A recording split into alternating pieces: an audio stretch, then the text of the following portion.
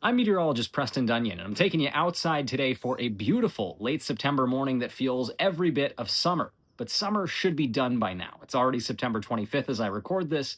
We should be feeling that fall feeling, and we should already be looking ahead towards winter weather. So, what's the deal?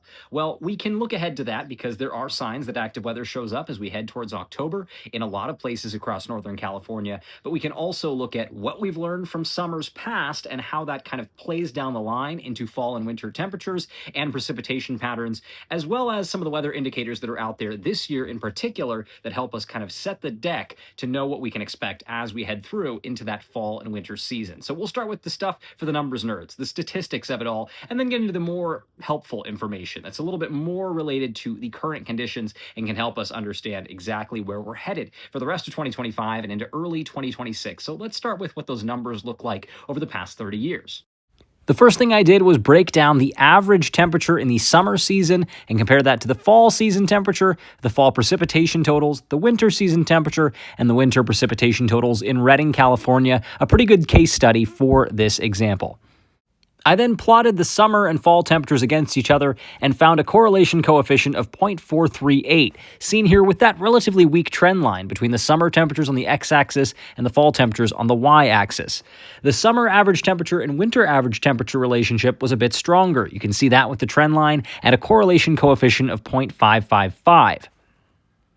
What that means is that if you had a summer average temperature that was 1 degree above normal, you'd expect the ensuing winter average temperature to be about 0.55 degrees above normal.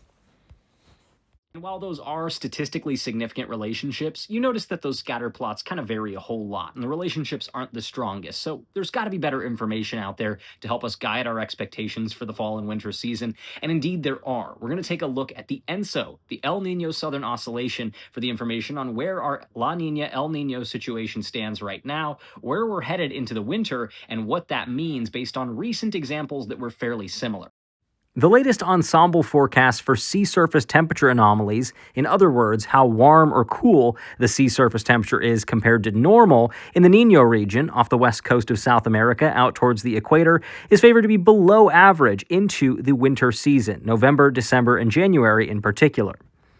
And while the current forecast from the Climate Prediction Center still favors a weak La Nina, you do see some of those blue lines, the newer forecasts run favoring potentially a moderate La Nina event. And while there's lots of generalizations made about what La Nina versus El Nino mean for a given region, the one thing that's most important to keep in mind is that no two La Ninas are the same. We have to look at where the coldest sea surface temperatures are, how far across the ocean they extend, all of these important characteristics, and also where the warm water anomalies are elsewhere across the region. In the latest forecast for November, December, and January, you can see that the cold water anomalies are concentrated all the way out across the Pacific, with some of the coldest water right off the coast of South America and also out near the Central Pacific. And then you also notice a strong band of warmer than normal water north of Hawaii into the Northwest Pacific. Keep that in mind and look at the comparison to 2021 into early 2022. I found this to be the best comparison we have in recent years of La Nina events. This is an analysis map of what the sea surface temperature anomalies look like on December 15th, 2021. And compared to that forecast map, you see a lot of similarities. Significant cooler than normal water right off the west coast of South America. Also, significant cool water in the Central Pacific, and then some warmer than normal sea surface temperatures off to the northwest, and finally, near normal sea surface temperatures off the coast of Southern California and the west coast of Baja California.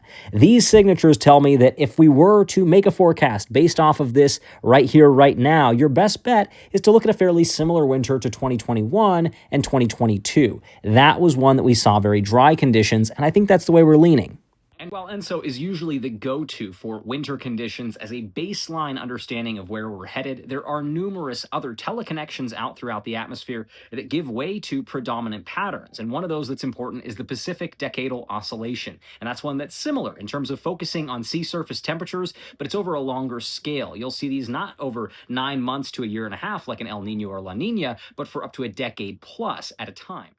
The Pacific Decadal Oscillation, or PDO, has been in a negative phase since late 2019 with consistency, and these graphics from the World Climate Service highlight the conditions we expect with that negative PDO. Typically cooler than normal conditions up and down the West Coast, but drier than normal conditions in California, as well as other portions of the Pacific Northwest. So now we've seen how the deck is stacked when it comes to our El Nino/La Nina situation, and also what we expect with the PDO in the phase that it is.